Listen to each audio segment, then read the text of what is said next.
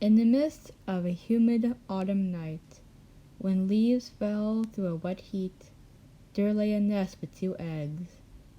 White porcelain orbs nestled together like otters, and incubated by the maternal embrace, awaiting the world before them, unaware of all the world's ugliness.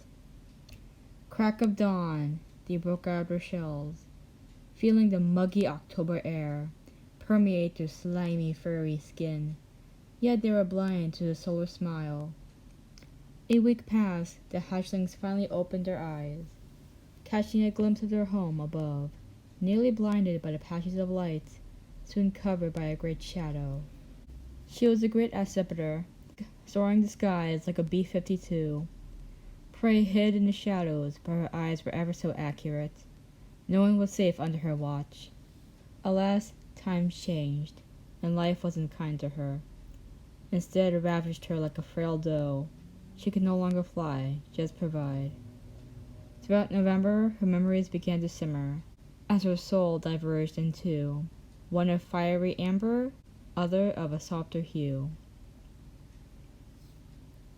The hatchlings learned to fly, jumping up branches, gliding beneath shadows, coddled by the comfort of their sylvan haven. Soon their brains matured, along with the eidolon emerged from the maternal trauma of the once fearsome aerial gladiator. Distinctly, the young passerines flew to their own tunes, one of freedom and light, the other of vengeance and fight.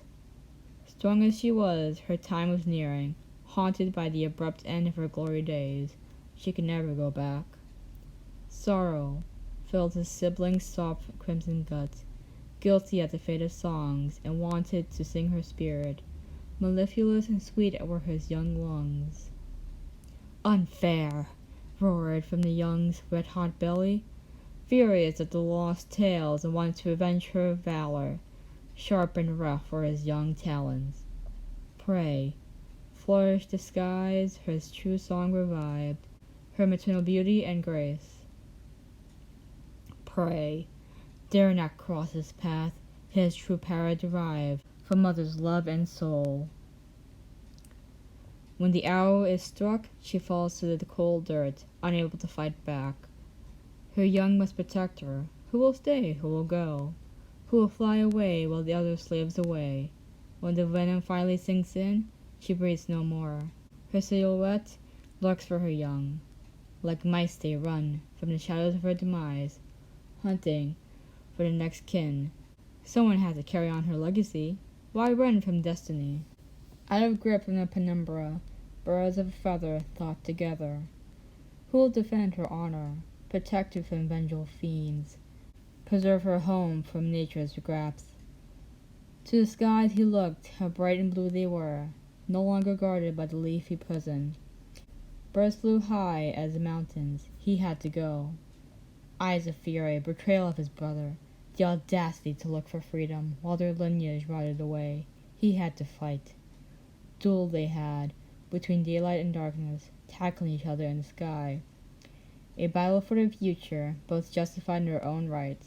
For 40 years, brothers parted ways, unsettled on the outcome. One soared the skies, the other defended the line. Lightning ignited the forest, scorching the sylvan cove, consuming the young accipiter. Oceans challenged the free one, swallowing him whole. Thus lived the accipiter and her young, the trauma of her glory days, and the aftermath of her legacy. So long, for truth is preserved in her eyes. Where once lay a nest with 2 eggs, after leaves decayed upon the smoking ground, departed the fog of a hot autumn mist.